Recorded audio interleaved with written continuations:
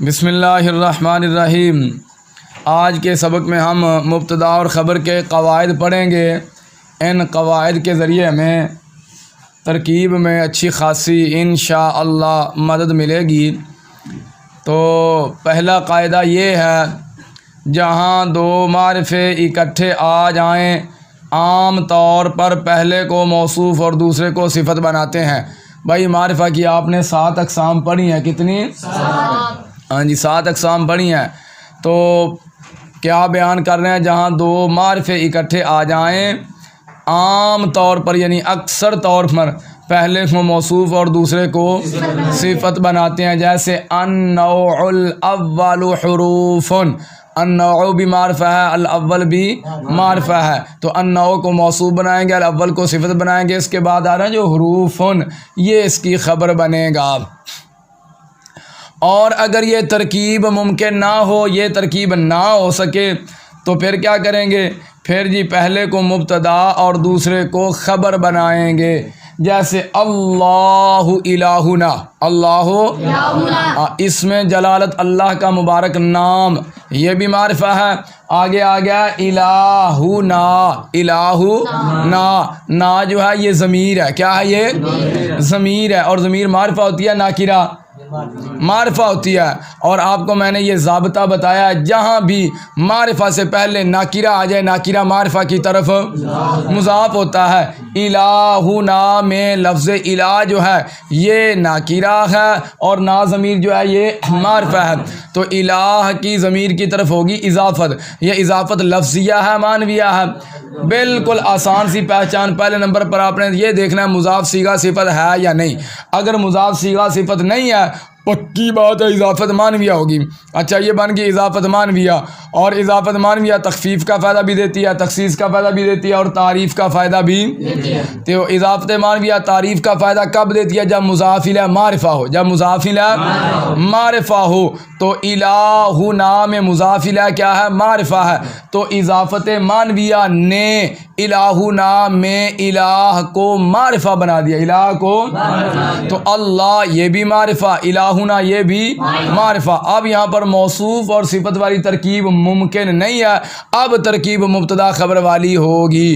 اس میں جلالت کو ہم مبتدا بنائیں گے، الہ جو ہے یہ مضاف ہے، ضمیر مضاف الیہ ہو کر یہ کیا بن جائے گی؟ اس کی خبر۔ الہ مضاف اپنے مضاف الیہ سے مل کر کیا بنے گا؟ خبر بن جائے گا۔ ٹھیک ہے، ایک قاعدہ ہو گیا۔ آگے چلو جی، قاعدہ نمبر 2، جہاں ایک معرفہ اور ایک ناکرہ اکٹھے آ جائیں، پہلے معرفہ ہو بعد میں ناکرہ آ جائے، تو ترکیب کیا کریں گے؟ معرفہ کو مبتدا بنائیں گے اور ناکرہ کو خبر بنائیں گے۔ دیکھو بھی، جیسے زید عالم، زید معرفہ ہے، ناکرہ معرفہ ہے۔ معرفہ کی 7 اقسام میں سے کیا ہے؟ یہ علم ہے۔ تو اس کے بعد آ گیا قائم، قائم معرفہ ہے، ناکرہ ناکرہ ہے۔ تو معرفہ کے بعد ناکرہ آ گیا، اب ترکیب کیا کریں گے؟ معرفہ کو مبتدا بنائیں گے، ناکرہ کو خبر بنائیں گے۔ زید قائم، زید مبتدا، قائم اس کی خبر ہے۔ کتنے قاعدے ہو گیا؟ 2۔ قاعدہ نمبر 3، ایک معرفہ ہو اور ایک جار مجرور یا ظرف ہو، یعنی معرفہ کے بعد جار مجرور آ جائے یا ظرف آ جائے، تو معرفہ کو مبتدا اور جار مجرور کو کسی کے متعلق کر کے، یا ظرف ہے تو اس کو کسی کا مفعول فی بنا کر خبر بنائیں گے۔ اور آپ کو میں نے بتایا تھا نا، جار مجرور بذات خود ترکیب میں کچھ نہیں بنتے، یہ کسی کے متعلق ہو کر پھر کچھ بنتے ہیں۔ معرفہ کے بعد جار مجرور آ جائے یا ظرف آ جائے، اتنے دیکھیے پتر، معرفہ کے بعد جار مجرور آ جائے یا ظرف آ جائے تو معرفہ کو مبتدا بناتے ہیں، جار مجرور کو کسی کے متعلق کر کے خبر بناتے ہیں۔ اگر ظرف ہے تو اس کو کسی کا مفعول فی بنا کر خبر بناتے ہیں۔ اور ظرف یہ جو آپ نے پڑھے نا اسماء ظروف، یہ والا ظرف یہاں پر مراد ہے۔ جار مجرور بھی اس کو بھی ظرف کہتے ہیں۔ ظرف 2 طرح کا ہوتا ہے، ظرف حقیقی بھی ہوتا ہے اور حکمی بھی ہوتا ہے۔ جو آپ نے اسماء ظروف کے اندر پڑھے ہیں وہ ظرف حقیقی، اور جار مجرور کو ظرف حکمی کہتے ہیں۔ تو قاعدہ سمجھ میں آ گیا. معرفہ کے بعد جار مجرور آ جائے یا ظرف آ جائے تو معرفہ کو مبتدا بناتے ہیں, جار مجرور کو کسی کے متعلق کر کے, اور ظرف ہے تو اس کو کسی کا مفعول فی بنا کر خبر بنائیں گے. دیکھیے بھی زید فی الداری, زید معرفہ ہے, اس کے بعد فی الدار آ گیا, جار مجرور ہے کہ نہیں, جار مجرور ہے تو جار مجرور ترکیب میں آپ نے پڑھا 4 چیزیں بنتے ہیں, مبتدا کی خبر, موصول کا صلہ, موصوف کی صفت, ذوالحال کا حال. تو یہ قاعدہ ویسے کلیہ نہیں ہے. اچھا اب دیکھیے زید فی الداری جار مجرور آ گئے ہیں. اب یہ ترکیب میں کیا واقع ہو رہا ہے, خبر بنے گا, اس کا متعلق تو عبارت میں مذکور نہیں, تو پھر کون اصول ثبوت وجود میں سے کوئی صیغہ نکال کے اس کے متعلق کر دیں گے. ثابت نکال لو, کیا نکال لو, ثابت کے اس کو متعلق کرو فی الدار کو, اور یہ خبر بن جائے گی کس کی, زید کی. تو آگے دیکھیے جی, خلفک زید خلفک, زید جو ہے یہ معرفہ ہے, اس کے بعد خلفک, خلف کہتے ہیں پیچھے کو, خلف کسے کہتے ہیں, زید تیرے پیچھے ہے, زید تیرے پیچھے. اب خلف جو ہے یہ ظرف ہے تو اب اس کو مفعول فی بنائیں گے, مفعول فی بنا دیں گے, یہاں ثابت فعل مقدر نکال لو اور اس کا مفعول فی بنا کر اس کو زید کی خبر بنا دو. تو یہاں پر معرفہ کے بعد ظرف آ گیا تو ظرف کو مفعول فی بنا کر کیا کریں گے, خبر بنائیں گے. کتنے قاعدے ہو گئے, 3. قاعدہ نمبر 4, قاعدہ نمبر 4, پہلے ناکرہ موصوفہ ہو اور بعد میں کوئی اور ناکرہ آ جائے تو ناکرہ موصوفہ کو مبتدا, دوسرے ناکرہ کو خبر بنائیں گے. جیسے بھائی والا عبد مؤمن خیر من مشرک. اب دیکھیے قاعدہ میں نے آپ کو پہلے بھی بتایا ہے, جہاں 2 ناکرے اکٹھے آ جائیں پہلے کو موصوف بناتے ہیں دوسرے کو صفت بناتے ہیں. مجھے بتاؤ لفظ عبد جو ہے, عبد معرفہ ہے یا ناکرہ ہے, ناکرہ ہے, کیا ہے یہ, ناکرہ ہے. اور لفظ مومن جو ہے یہ معرفہ ہے ناکرہ ہے, ناکرہ ہے یہ. تو یہاں پر 2 ناکرے اکٹھے آ گئے کہ نہیں, 2 ناکرے اکٹھے آ گئے ہیں, عبد بھی ناکرہ ہے مومن بھی, تو پہلے کو بنائیں گے موصوف اور دوسرے کو بنائیں گے صفت. تو جو عبد ہے یہ ناکرہ موصوفہ ہے, عبد کیا ہے, اس کی صفت کون ہے, مؤمن, کیا ہے یہ مومن اس کی صفت ہے. اور قانون کیا ہے, پہلے ناکرہ موصوفہ ہو اور بعد میں کوئی اور ناکرہ آ جائے, بعد میں آ جائے تو ناکرہ موصوفہ کو مبتدا بناتے ہیں اور دوسرے ناکرہ کو خبر بناتے ہیں. اب عبد موصوف ہے, مومن صفت ہے, موصوف سے مل کر مبتدا ہے. خیرن یہ ایک اور ناکرہ آ گیا ہے, یہ کیا ہے, اس کو اب آپ کیا بنائیں گے, خبر بنائیں گے. عبدم مؤمنون کی, عبدم مؤمنون کی کیا بنائیں گے, خبر بنائیں گے. جی 4 قاعدے ہم نے پڑھ لیے ہیں مبتدا خبر کے. اب ہم پڑھنے لگے ہیں 5واں قاعدہ. اگر عبارت میں پہلے جار مجرور یا ظرف آ جائے, جار مجرور یا اسماء ظروف میں سے کوئی آ جائے, اگر عبارت میں پہلے جار مجرور یا ظرف آ جائے اور بعد میں کوئی ناکرہ آ جائے تو جار مجرور کو کسی کے متعلق کر کے خبر مقدم بنائیں گے, یا ظرف ہے تو اس کو کسی کا مفعول فی بنا کر خبر مقدم بنائیں گے, اور ناکرہ کو مبتدا مؤخر بنائیں گے, ناکرہ کو.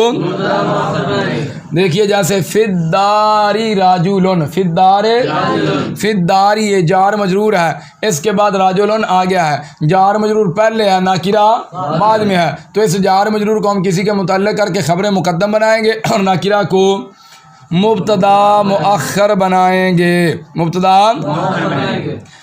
کتنے قاعدے ہو گیا, 5. قاعدہ نمبر 6, پہلے فعل مضارع کا صیغہ ان کے ساتھ آ جائے, پہلے فعل مضارع کا صیغہ اور بعد میں کوئی ناکرہ آ جائے تو فعل مضارع کو بتاویل مصدر کر کے مبتدا اور ناکرہ کو خبر بنائیں گے, ناکرہ کو. جیسے بھائی قرآن کریم میں آتا ہے ان تصوموا خیر لکم, تو ان تصوموا یہ فعل مضارع کا صیغہ ہے, ان کے ساتھ ہے, کس کے ساتھ ہے, ان کے ساتھ ہے, اور بعد میں لفظ آ گیا کون سا, خیر, یہ کیا ہے, ناکرہ ہے. پہلے فعل مضارع کا صیغہ ان کے ساتھ ہے, بعد میں ناکرہ آ گیا ہے, تو فعل مضارع کو مصدر کی تعویل میں کر کے کیا بنائیں گے, اور آپ نے پڑھا نا ان جو ہے یہ فعل مضارع کو مصدر کی تعویل میں کر دیتا ہے, دونوں کا مجموعہ مصدر کی تعویل میں ہو جاتا ہے, تو فعل مضارع کو پھر کیا بنائیں گے, مبتدا, اور ما بعد جو ناکرہ ہے اس کو خبر بنائیں گے. جیسے ان تصوموا خیر لکم. قاعدہ 6 قاعدے پڑھ لیے. قاعدہ نمبر 7. قاعدہ نمبر جہاں پہلے معرفہ ہو اور بعد میں جملہ انشائیہ کے علاوہ کوئی اور جملہ ہو. پہلے معرفہ ہو اور بعد میں جملہ کوئی اور جملہ ہو تو معرفہ کو مبتدا اور جملہ کو خبر بنائیں گے بشرطے کہ معرفہ پیچھے کسی کا فاعل یا مفعول نہ بن رہا ہو. مثال دیکھیے بھی، جیسے زیدن ابوہ قائمن. زیدن ابوہ قائمن. زیدن جو ہے یہ معرفہ ہے. زیدن کیا ہے؟ یہ معرفہ. اس کے بعد جملہ آ گیا ہے ابوہ قائمن. یہ کیا آ گیا ہے؟ یہ آ گیا جملہ. کون سا جملہ؟ جملہ اسمیہ ہے. ابوہ یہ مضاف مضاف الیہ مل کر مبتدا بنے گا، قائم اس کی خبر بنے گا، پھر یہ مبتدا خبر مل کے زید کی خبر بنے گا. قانون یہ ہے کہ پہلے معرفہ ہو تو زیدن ابوہ قائمن میں زید جو ہے یہ معرفہ ہے. اس کے بعد جملہ آ گیا ابوہ قائمن. یہ جملہ انشائیہ نہیں ہے. انشاء کی ہم نے 13 قسمیں پڑھی ہیں، ان میں سے یہ کوئی قسم نہیں بنتی. تو اس کو ہم کیا کریں گے جی؟ ابوہ قائمن کو زید کی خبر بنائیں گے. ساتھ یہ بھی انہوں نے بتایا ہے کہ جملہ جہاں پہلے معرفہ اور بعد میں جملہ انشائیہ کے علاوہ کوئی اور جملہ ہو تو معرفہ کو مبتدا جملہ کو خبر بنائیں گے بشرطے کہ معرفہ پیچھے کسی کا فاعل یا مفعول نہ بنتا ہو. زید ابوہ قائمن میں زید جو ہے یہ معرفہ ہے، پیچھے یہ کسی کا فاعل بھی نہیں بن رہا اور مفعول بھی نہیں بن رہا. ہاں اگر ایسا ہو جائے، اگر کہ معرفہ کے بعد جملہ آ گیا ہے، جملہ انشائیہ کے علاوہ جملہ کوئی اور ہے، لیکن معرفہ جو ہے وہ پیچھے کسی کا فاعل یا مفعول بن رہا ہے، تو پھر ترکیب کیا کریں گے؟ تو پھر بھائی معرفہ کو ذوالحال اور جملہ کو حال بنائیں گے. معرفہ کو ذوالحال، جملہ کو حال بنائیں گے. جیسے دیکھو بھائی، جاء زیدن ابوہ قائمن. جاء زیدن بیعینی اوپر والی صورت ہے، زیدن ابوہ قائمن. اس سے پہلے ہم نے لگا دیا جاء زیدن ابوہ قائمن. تو آپ دیکھ لیں بھائی، زیدن معرفہ ہے، ابوہ قائمن اس کے بعد جملہ آ گیا ہے، جملہ انشائیہ نہیں ہے. جاء زیدن ابوہ قائمن. اب ترکیب مبتدا خبر والی نہیں کریں گے. کیوں؟ یہ جو ترکیب میں ہمیں زید نظر آ رہا ہے، جاء زیدن، یہ زید جاء کا فاعل بن رہا ہے، جاء کا. اور یہی سوال تھا نا، اگر معرفہ پیچھے کسی کا فاعل یا مفعول بن رہا ہو تو پھر ترکیب کیا کریں گے؟ تو ہم نے کیا بتایا جی؟ پھر معرفہ کو ذوالحال اور جملہ کو حال بنائیں گے. اب ترکیب کیا ہوگی؟ جا فعل ہے، زید اس کا زید ذوالحال بنا، ابوہ قائم یہ حال بنے گا، ذوالحال حال مل کر یہ جا کا فاعل ہے. ترکیبیں بعد میں کریں گے، پہلے قواعد یاد کر لو. کتنے قاعدے پڑھ لیے ہم نے؟ 7 قاعدے پڑھ لیے ہم نے. چلیں آگے جی. اچھا جی، یہاں پر بھی ایک سوال ہے. ہم نے یہ کہا کہ معرفہ کے بعد جملہ انشائیہ کے علاوہ کوئی اور جملہ آ جائے، معرفہ کو مبتدا بنائیں گے اور جملہ کو خبر بنائیں گے. اگر جملہ انشائیہ آ جائے تو پھر کیا کریں گے؟ معرفہ کے بعد جملہ انشائیہ آ جائے تو پھر یوسف اعرض عن ھذا. یوسف معرفہ ہے، اعرض امر کا صیغہ انشاء میں سے ہے. اب کیا کریں گے؟ سوال ذہن میں آ گیا. سوال یہ ہے کہ آپ نے کہا ہے معرفہ کے بعد جملہ انشائیہ کے علاوہ کوئی اور جملہ آ جائے تو معرفہ کو مبتدا جملہ کو خبر بناتے ہیں. اگر معرفہ کے بعد جملہ انشائیہ میں سے کوئی جملہ آ جائے تو پھر ترکیب کیا کریں گے؟ بھائی اس کی ترکیب مختلف ہوتی ہے، اس کی ترکیب موقع محل کے مطابق الگ الگ ہوتی ہے. دیکھیے، معرفہ علم ہو اور اس کے بعد جملہ انشائیہ امر یا نہی ہو تو ایسی صورت میں علم سے پہلے حرف ندا محذوف ہوگا. معرفہ علم ہو، معرفہ یوسف معرفہ ہے کہ نہیں؟ بس صورت علم ہے کہ نہیں؟ علم ہے. معرفہ علم ہو اور اس کے بعد جملہ انشائیہ امر یا نہی ہو. یوسف معرفہ علم ہے, اس کے بعد اعرض یہ کیا ہے؟ انشاء ہے. صیغہ کون سا ہے؟ امر کا ہے. تو ایسی صورت میں علم سے پہلے حرف ندا محذوف ہوگا تو یہ جملہ ندائیہ انشائیہ ہوگا. یہ جملہ جیسے یوسف اعرض عن ھذا, یہ کیا تھا اصل میں؟ یا یوسف اعرض عن ھذا. نمبر 2 بھی دوسری ترکیب کیا ہوگی؟ معرفہ کو مبتدا بنائیں گے اور جملہ انشائیہ کو مقولہ بنائیں گے. معرفہ کو مبتدا, جملہ انشائیہ کو مقولہ بنائیں گے. خبر محذوف ہوگی. خبر وہ کیا ہوگی؟ مقولن فی حقہ. مقولن فی حقہ. جیسے بھائی الرجل ما احسنہ. الرجل معرفہ ہے, ما احسنہ اس کے بعد جملہ آ گیا ہے. جملہ انشائیہ ہے. افعال مقاربہ, افعال مدوزم, افعال یا افعال تعجب میں سے. ما احسنہ, ما افعلہ. سمجھ آئی؟ الرجل ما احسنہ. کیا کریں گے ایسی صورت میں؟ معرفہ کو مبتدا بنائیں گے, معرفہ کو, اور جملہ انشائیہ کو مقولہ بنائیں گے. خبر محذوف ہوگی. وہ کیا ہوگی؟ مقول فی حقہ. جیسے الرجل ما احسنہ, الرجل مقول فی حقہ ما احسنہ. قواعد اچھی طرح یاد کرو, ترکیبیں پھر بعد میں کریں گے. جی قاعدہ نمبر 8, ایک معرفہ ہو اور اس کے بعد صیغہ صفت معرب باللام آ جائے. صیغہ صفت سے مراد کون سے صیغہ؟ اسم فاعل, اسم مفعول, صفت مشبہ اور اس میں تفضیل. اور اس میں ایک معرفہ ہو اور اس کے بعد صیغہ صفت معرف باللام آ جائے. معرف باللام کسے کہتے ہیں؟ الف لام والے اسم کو. تو وہاں 2 ترکیبیں ہو سکتی ہیں. وہاں 2 ترکیبیں ہو سکتی ہیں, لیکن شرط یہ ہے درمیان میں ضمیر غائب نہ ہو. درمیان میں ضمیر غائب نہ ہو. تو ترکیب کیا کریں گے؟ معرفہ کو مبتدا اور صیغہ صفت معرف باللام کو خبر بنائیں گے. اور زیدن العالم, زیدن العالم, ایک معرفہ ہے زید اور اس کے بعد صیغہ صفت ہے عالم. کیا ہے؟ صیغہ صفت ہے, اور یہ کیا الف لام کے ساتھ ہے؟ معرف باللام ہے. زیدن العالم ملا کر زیدن العالم.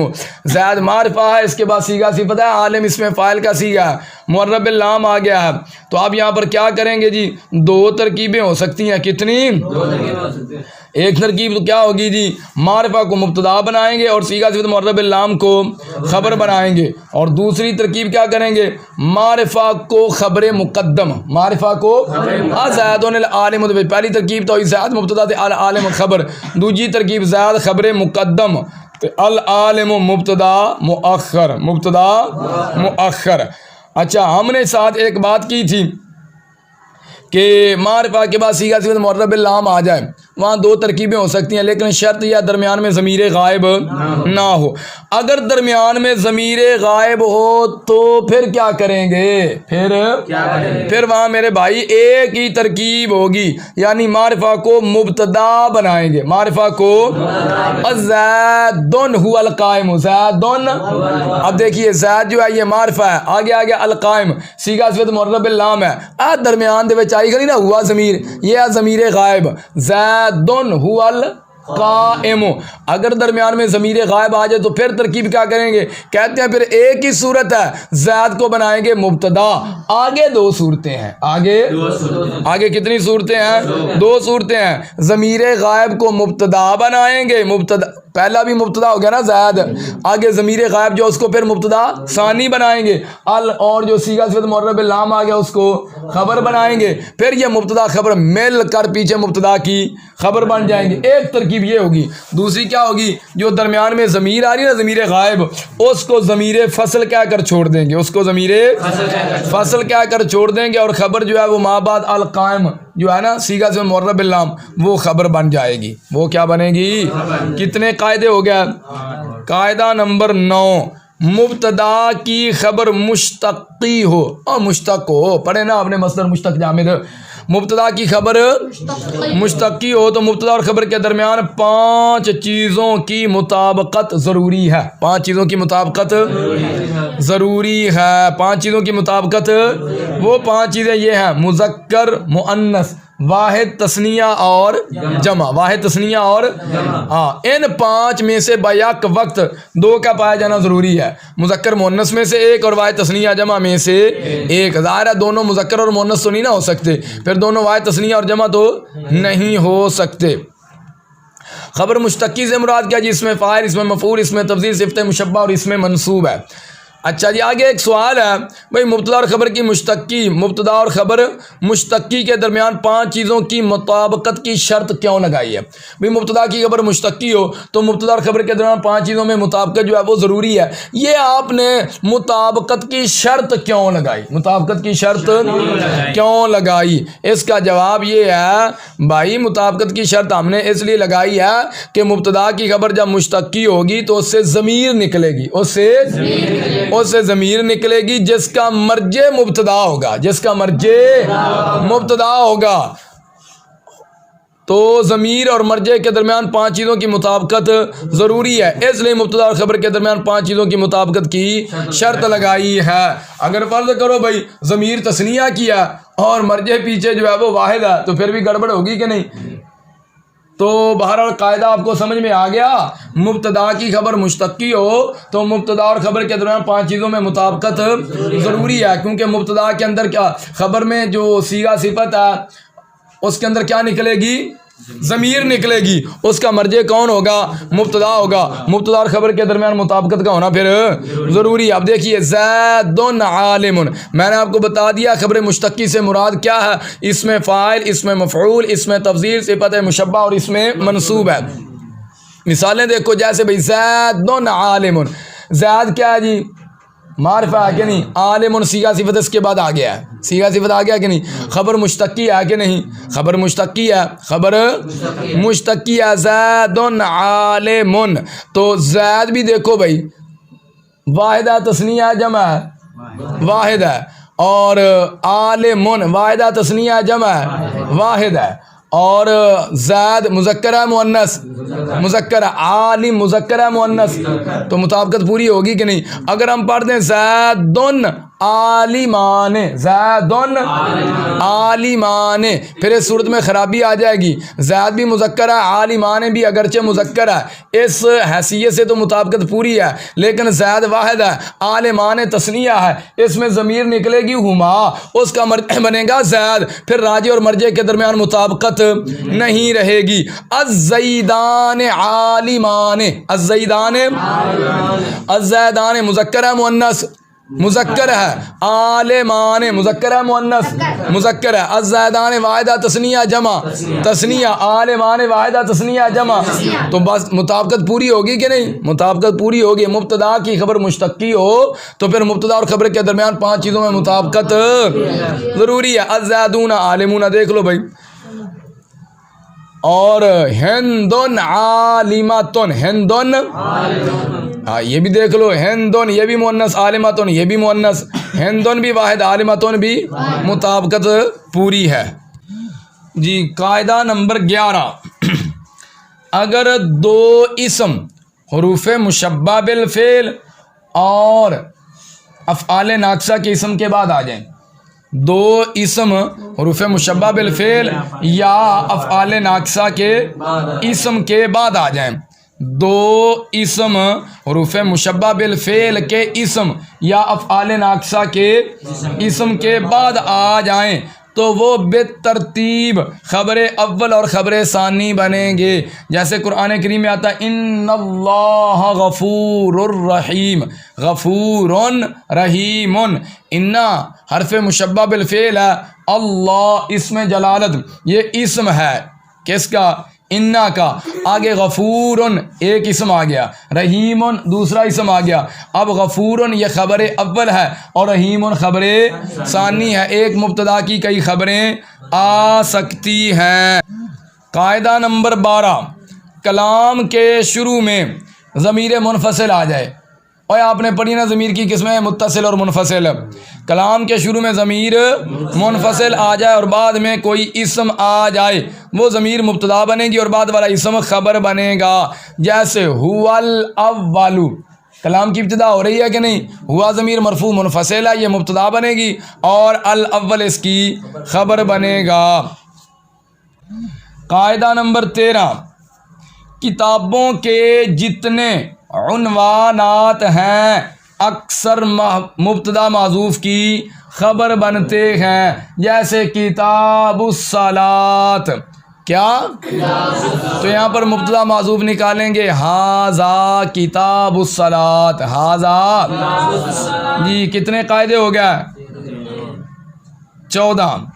قاعدہ نمبر 15، قاعدہ نمبر جی آگے پڑھیے. ایک اور قاعدہ، تثنیہ کا صیغہ ہو یا جمع کا صیغہ ہو یا اسم عدد ہو واحد کے علاوہ، یا اسم عدد ہو یا ایسا صیغہ ہو جو تثنیہ اور جمع کا معنی دیتا ہو.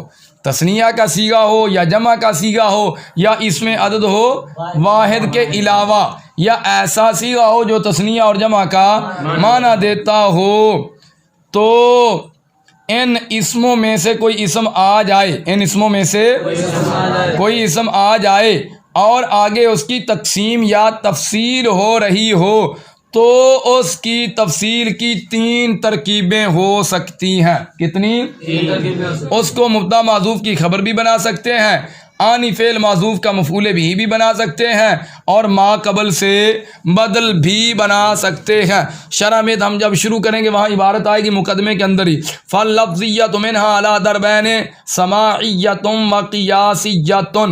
دربین جو ہے، دربین بتاؤ واحدہ تثنیہ یا جمع؟ تثنیہ ہے. اب آگے سماعیہ جو ہے، اس کی آگے سماعیہ سے آگے اس کی تفصیل ہو رہی ہے. کیا ہو رہی ہے؟ تفصیل ہو رہی ہے. تو اس تفصیل میں اب ہم کتنی ترکیبیں کر سکتے ہیں؟ 3 ترکیبیں کر سکتے ہیں. سماعیتین بھی پڑھ سکتے ہیں. جب سماعیتین پڑھیں گے تو دربین سے اس کو بدل بنائیں گے. سماعیتون پڑھیں گے تو مبتدا محذوف نکالیں گے. سماعیتن پڑھیں گے تو آنی فعل محذوف کا مفعول بھی بنائیں گے. آخری قاعدہ جی مبتدا خبر کے قواعد میں سے، لفظ انما کے بعد، لفظ جو بھی اسم آئے گا وہ ہمیشہ مبتدا ہوگا اور بعد والا اسم خبر ہوگا. انما کے بعد جو بھی اسم آئے گا وہ ہمیشہ مبتدا ہوگا اور بعد والا اسم خبر ہوگا. جیسے آتا نا قرآن کریم میں، انما الہکم الہ واحد، اور انا جو ہے یہ ہے نا حروف مشبہ بالفعل میں سے. آپ کو یاد ہوگا جب میں نے آپ کو حروف غیر عاملہ کی بات پڑھائی تھی تو وہاں بھی ہم نے انا کا ذکر کیا تھا. اعتراض ہو گیا تو بھی انا تو عاملہ ہے، غیر عاملہ میں کیوں ذکر کیا؟ اور ان جو ہے وہ بھی عاملہ ہے، غیر عاملہ میں ذکر کیوں کیا؟ تو میں نے آپ کو وہاں پر جواب دیا تھا. اور انا کے بارے میں کہا تھا انا کا عمل بھی کبھی کبھی باطل ہو جاتا ہے جب اس کے ساتھ ما آ جائے. اس ما کو ما کافہ کہتے ہیں. انا ما آ گیا نا انا کے ساتھ ما، یہ ما کافہ ہے، یہ انا کے عمل کو باطل کر دیتا ہے. یہی وجہ ہے کہ ہم نے الہکم پڑھا، الہکم نہیں پڑھا. انا کیا عمل کرتا ہے؟ یہ اسم کو نصب دیتا ہے اور خبر کو رفع دیتا ہے. اگر یہ عمل کرتا تو پھر انما الہکم نہ پڑھتے بلکہ الہکم پڑھتے. تو ہم پڑھتے ہیں الہکم، تو یہاں پر انا کا عمل کیا ہو گیا ہے؟ باطل ہو گیا. لفظ انا کے بعد، لفظ انا ما کے بعد جو بھی اسم آئے گا وہ ہمیشہ مبتدا ہوگا اور بعد والا اسم اس کی، جیسے انما الہکم الہ واحد، انما المؤمنون اخوۃ.